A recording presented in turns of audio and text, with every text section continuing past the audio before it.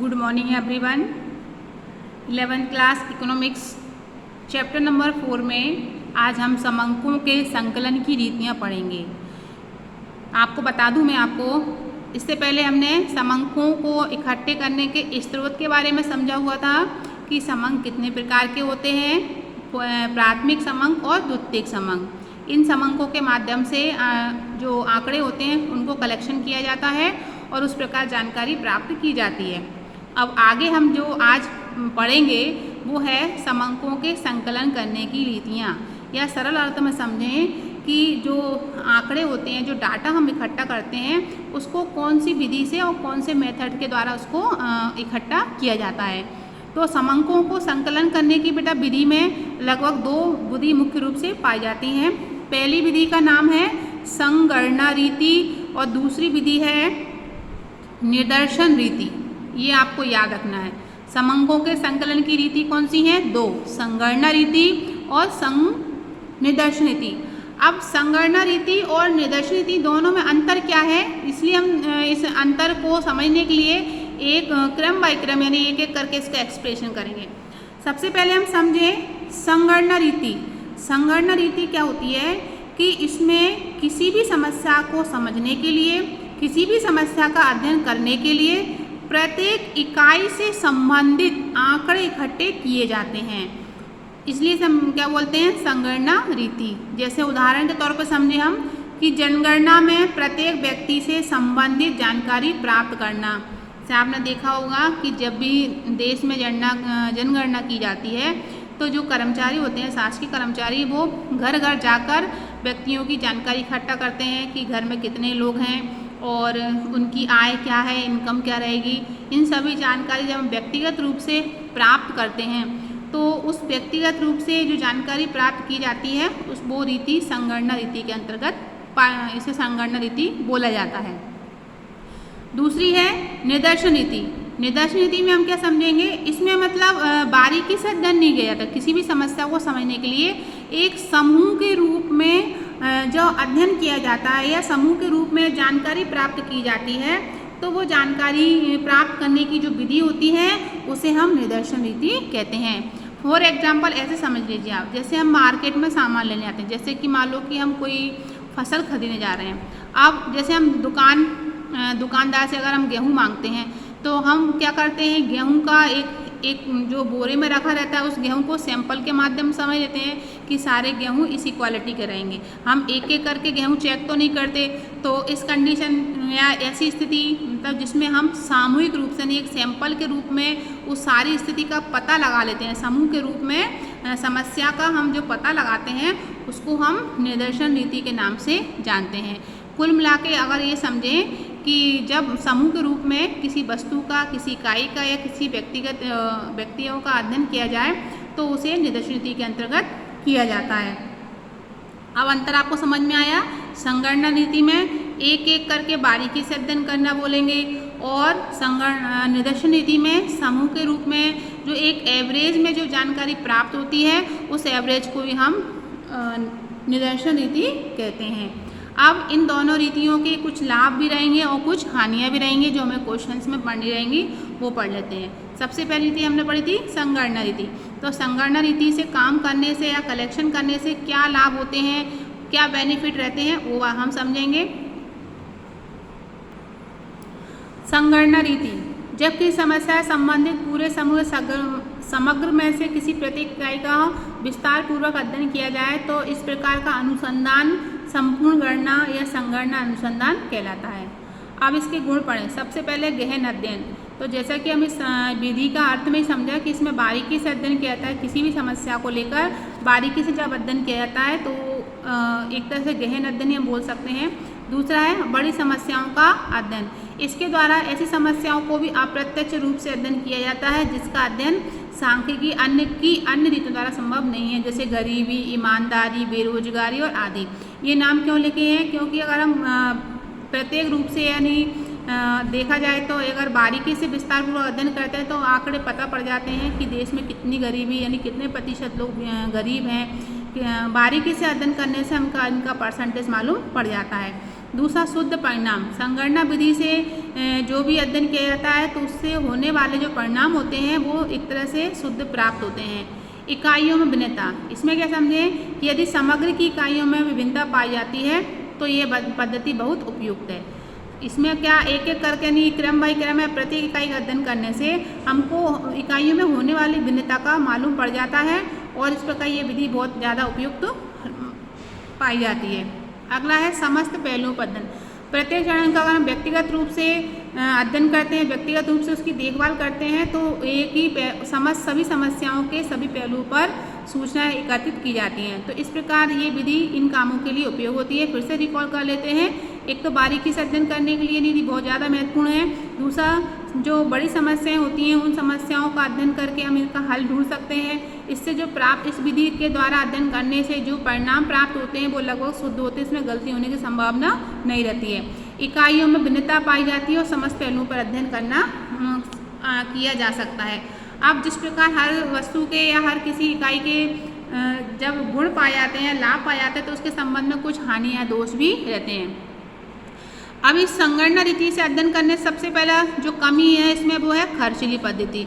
इस पद्धति से अध्ययन करने से क्या होता है कि एक लंबे चौड़े संगठन की आवश्यकता पड़ती है, यानी अधिक मात्रा में व्यक्तियों की आवश्यकता पड़ती है जो घर घर जाकर या किसी भी वस्तु के संबंध में अध्ययन करते हैं तो प्रत्येक कुल मिलाकर अधिक व्यक्तियों की आवश्यकता पड़ती है और जिससे क्या होता है सरकार को या जो भी संस्थाएं आंकड़े उपलब्ध कराती है उसको अधिक मात्रा में धन खर्च करना पड़ता है। तो एक पहला जो इसका दोष है वो एक खर्चीली पद्धति का हो गया। गणकों की बड़ी संख्या, अब इसमें हम क्या समझेंगे कि संगणना प्रणाली में बहुत अधिक संख्या में गणकों की आवश्यकता होती है जिनको प्रशिक्षित करना और कठिन हो जाता है। इसका में ये बताया गया है कि इस विधि से अगर कार्य करवाते हैं तो जो आंकड़े इकट्ठे करने वाले व्यक्ति होते हैं उनकी संख्या कभी बहुत ज़्यादा हो जाती है और इन व्यक्तियों को एक साथ ट्रेनिंग देना एक कठिन कार्य जैसा हो जाता है। अधिक समय, अधिकतर परिस्थितियों में इसका प्रयोग संभव नहीं होता है। इस रीति में समय बहुत लगता है जिससे संगणना एक साथ संभव नहीं हो पाती है, थोड़े थोड़े समय में अंतर में पूरा करना पड़ता है। तो कुल मिलाकर इसका दोष हम 3 समझेंगे। पहला दोष क्या है, ये खर्चीली पद्धति है। दूसरा, गणकों की संख्या अधिक होने के कारण उनको ट्रेनिंग की आवश्यकता होती है जो कि समय पर नहीं मिल पाती है और डाटा कलेक्शन करने में समय अधिक, तो समय और धन की बर्बादी होती है। तो ये इसके क्या थे, दोष थे जो हमने समझे। अब ये जो संगणना रीति है, ऐसे कौन से संस्थान है या अनुसंधान है जहाँ इसका उपयोग किया जाता है या ये विधि उन संसाधनों के लिए उपयुक्त हो। तो पहला तो ये है, सबसे पहले अनुसंधान का क्षेत्र सीमित हो। सबसे पहले जहाँ पर भी डाटा कलेक्शन किया जाए उस जो अनुसंधान है उसका जो क्षेत्र एरिया वाइज कितना हो, सीमित हो, ज़्यादा बड़े मात्रा में हम अध्ययन ना कर पाएँ। जहाँ प्रत्येक इकाई का व्यक्तिगत तौर पर अध्ययन करना हो, किसी भी व्यक्ति के संबंध में, किसी भी वस्तु के संबंध में जब पर्सनली हमको जानना रहता है तब हम इस विधि का उपयोग कर सकते हैं। जहाँ समग्र में विभिन्न गुणों से युक्त इकाइयाँ पाई जाएँ, या समग्र मतलब जहाँ पर कई व्यक्ति एक साथ है लेकिन अलग अलग वैरायटी के हैं, तो अलग अलग व्यक्तियों का या अलग अलग इकाइयों का अध्ययन करने के लिए इस विधि का उपयोग किया जाता है। जहाँ निष्कर्षों में अधिकतम शुद्धता अपेक्षित हो, जहाँ समग्र की समस्त इकाइयाँ सहजता से पाई जाएँ। तो ऐसी कंडीशन जब होती है तब ये संगणना विधि अत्यंत उपयोगी पाई जाती है या अत्यंत उपयोगी साबित होती है। अब दूसरी विधि का हम डिटेल से वर्णन करें, वो है निदर्शन रीति। निदर्शन रीति के गुण समझे। सबसे पहले सबसे अच्छा गुण इसका ये है कि इस विधि से जो गणना की जाती है या आंकड़े इकट्ठे किए जाते हैं वो सरल है, क्योंकि इसमें बारीकी से किसी का अध्ययन नहीं करना पड़ता। एक समूह के रूप में या सैंपल के रूप में हम जानकारी प्राप्त करते हैं। तो ये क्या है, एक सरल है और कम खर्चीली है। इसको अपनाने से समय और धन दोनों की बर्बादी होने से बचा जा सकता है। दूसरा, समय भी कम लगता है। तीसरा, एकमात्र विधि, समग्र अनंत हो तो विशेष अनुसंधान के लिए एक मतलब ऐसी और कोई विधि नहीं है कि जब हम समूह के रूप में अध्ययन करें, केवल एक ही विधि है जिसमें हम समूह का अध्ययन कर सकते हैं। निष्कर्षों की जांच, संगणना रीति से प्राप्त निष्कर्षों की जांच इसके द्वारा सरलता से की जाती है। यानी जो संगणना विधि जो हमने समझी थी उसमें जितने भी निष्कर्ष हैं, जितने भी डाटा आते हैं उसके समूह के रूप में जब अध्ययन किया जाता है तो इस विधि के द्वारा ही किया जाता है। इसके बाद विश्वसनीय परिणाम, इस पद्धति से जो परिणाम प्राप्त होते हैं वो एक तरह से विश्वसनीय रहते हैं। और इसमें जो सूचना होती है सीमित मतलब कम से कम साधन में हम अधिक से अधिक सूचना प्राप्त कर सकते हैं। ठीक, तो ये थे अपने सरल निर्देशन विधि के गुण। अब इसके दोष समझें। सबसे पहला दोष तो ये है कि न्याय दर चुनने में कठिनाई। न्याय दर चुनने में कठिनाई क्यों होगी? क्योंकि हमने इसमें क्या समझा था कि इसमें बारीकी से अध्ययन नहीं करते हैं, एक सैंपल के रूप में या समूह के रूप में विस्तृत रूप से अध्ययन करते हैं। तो इसमें ये बताया गया है कि प्रतिनिधित्व करने वाले न्यायाधीश के चुनाव करने में अनेक समस्याएं आती हैं। अत्यधिक सतर्कता, इसमें जो हम काम करते हैं उसमें बहुत अधिक सतर्कता रखने की आवश्यकता पड़ती है और इस विधि को लागू करने के लिए, इस विधि से काम करवाने के लिए हमें उच्च बुद्धिमत्ता या कौशल युक्त व्यक्तियों की आवश्यकता होती है। उच्च स्तर की शुद्धता के लिए अनुपयुक्त, जहाँ पर आंकड़े अधिक पूर्णतः शुद्ध पाए जाने की संभावना हो वहाँ ये रीति काम नहीं करती है। जहाँ पर एक केवल लगभग जो शब्द प्रयोग होता है, जैसे कि जो आंसर या अगर हम समझे जैसे कि जो शुद्धता के लिए नहीं, पूर्णतः शुद्धता के लिए ये विधि उपयुक्त नहीं है, लगभग शुद्धता के लिए विधि उपयुक्त मानी गई है। परिणाम, इसमें जो परिणाम न्यायाधीश लेने की अच्छी रीति न अपनाकर इसके जो परिणाम होते हैं एक तरह भ्रम में डालने वाले होते हैं। मतलब एक तरह से इसमें कन्फ्यूजन होता है कि इसके द्वारा जो परिणाम उस पूर्णतः सत्य हैं या नहीं। तो इस प्रकार की ये जो हमने पॉइंट पढ़े थे वो क्या थे? निर्देशन विधि के दोष। आगे इसमें हम समझेंगे, अभी हमने दोनों विधियाँ जो पढ़ी थी वो दोनों विधि के अर्थ और गुण दोष के बारे में समझा। इसके अंदर उन विधियों के अंदर भी कुछ उपविधियाँ पाई जाती हैं जिसका हम विस्तार पूर्वक अध्ययन करेंगे, वो आपको बुक में से स्वयं पढ़ना रहेगा। ठीक, अब इसमें जो एक और टॉपिक है यूनिट 4 में वो है भारत की जनगणना, उसके बारे में हम समझेंगे। फिर उसके बाद NSSO के बारे में भी समझेंगे और हमारा चैप्टर आज ये पूरा खत्म हो जाएगा। भारत की जनगणना में हमने क्या पढ़ा कि देश में प्रदेश और राष्ट्रीय स्तर पर ऐसी संस्थाएं हैं जो सांख्यिकी आंकड़ों को एकत्रित, संग्रहित, क्रमबद्ध और सारणीबद्ध करती हैं। राष्ट्रीय स्तर की प्रमुख संस्थाओं में सेंसस ऑफ इंडिया, जो COI इसको पूरा नाम है, सेंसस ऑफ इंडिया, राष्ट्रीय प्रतिदर्श सर्वेक्षण संगठन NSSO, केंद्रीय सांख्यिकी संगठन CSO को शामिल किया गया।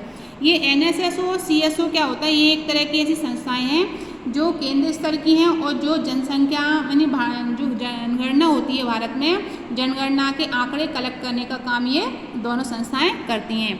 फिर से नाम याद रख लें, राष्ट्रीय प्रतिदर्श सर्वेक्षण संगठन, इसका पूरा नाम क्या है? नेशनल सैंपल सर्वे ऑर्गेनाइजेशन, जिसको NSSO बोला जाता है। दूसरा क्या है? केंद्रीय सांख्यिकी संगठन, सेंट्रल स्टैटिस्टिकल ऑर्गेनाइजेशन CSO। ये दोनों जो संगठन है, इन दोनों संगठन के द्वारा ही जनगणना के कार्यों को किया जाता है। और इसको समझने के लिए यानी इस संस्थाओं के अंदर जो कार्य किया जाता है उसको कार्य को समझने के लिए हमें स्टैटिस्टिक्स का ज्ञान होना चाहिए, जो कि हम इकोनॉमिक्स में पढ़ रहे हैं। ठीक, अब भारत की जनगणना, केंद्रीय सांख्यिकी संगठन में भारत में जनसंख्या संबंधी पूर्ण एवं सतत जनसांख्यिकी अभिलेख उपलब्ध कराता है। यानी ये जो संगठन होते हैं जो जनसंख्या संबंधित सारी जानकारी और उससे संबंधित आंकड़े हमें इकट्ठे कराते हैं। अब इस संगठन की कुछ विशेषताएं समझ लें। देश में रहने वाले सभी नागरिकों को जनगणना में सम्मिलित किया जाता है। जितने भी भारत में व्यक्ति रहते हैं उन सभी व्यक्तियों को जब भी काउंटिंग की जाती है, देश में पॉपुलेशन की जब जनसंख्या की गिनती होती है तो उस समय उन सभी नागरिकों को शामिल किया जाता है। भारत में प्रत्येक 10 वर्ष में जनगणना की जाती है। आपको याद रखना है कि जो जनगणना का जो कार्य होता है 10 साल में एक बार होता है। आगे हम समझें कि जनगणना एक सुनिश्चित क्षेत्र से संबंधित होती है और जनगणना में प्रत्येक व्यक्ति के बारे में व्यक्तिगत सूचना एकत्रित की जाती है। सभी व्यक्तिगत सूचना समझें तो ऐसी बातें जिसमें व्यक्ति की आय, व्यक्तियों के सदस्यों की संख्या, संपत्ति, इन सभी सूचनाओं को एकत्रित किया जाता है।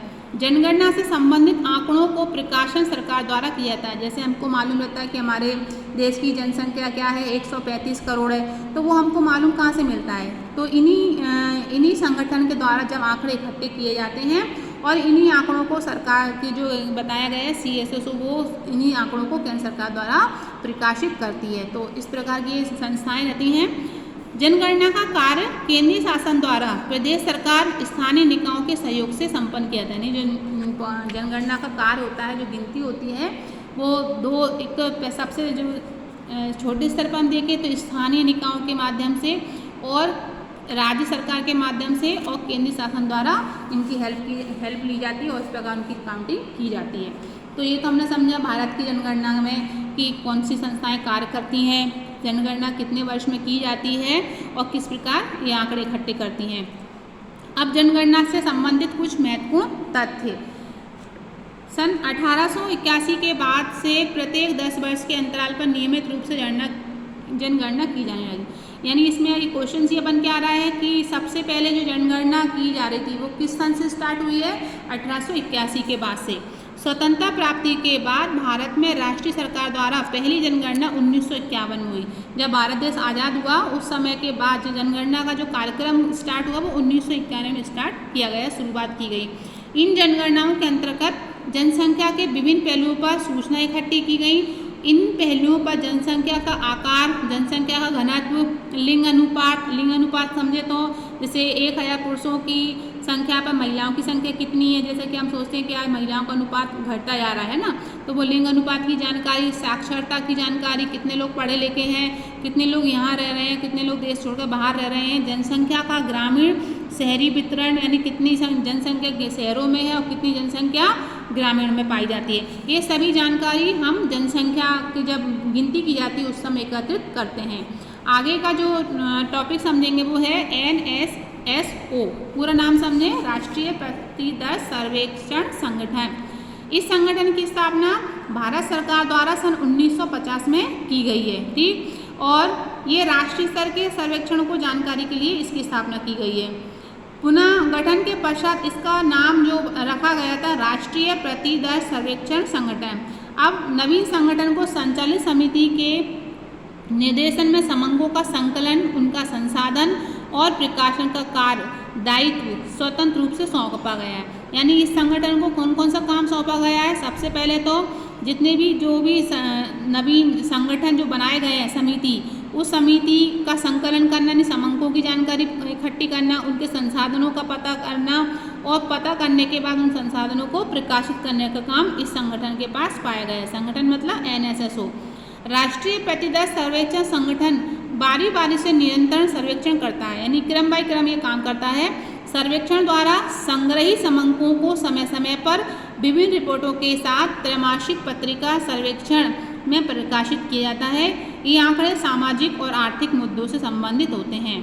अब इसमें यानी इस संगठन द्वारा जो आंकड़े इकट्ठे किए जाते हैं और जिसका प्रकाशन किया जाता है वो कौन कौन से हैं? सबसे पहला जो जिसके बारे में जानकारी इकट्ठी की जाती है वो है साक्षरता, यानी भारत में कितने प्रतिशत लोग पढ़े लिखे हैं और कितने प्रतिशत अनपढ़ हैं, या जो जिनकी साक्षरता % कितनी है, तो इस सब चीज़ की जानकारी ये संगठन रखता है। तो पहला इसका मुख्य बिंदु क्या होता है आंकड़े इकट्ठे करने का? साक्षरता के बारे में।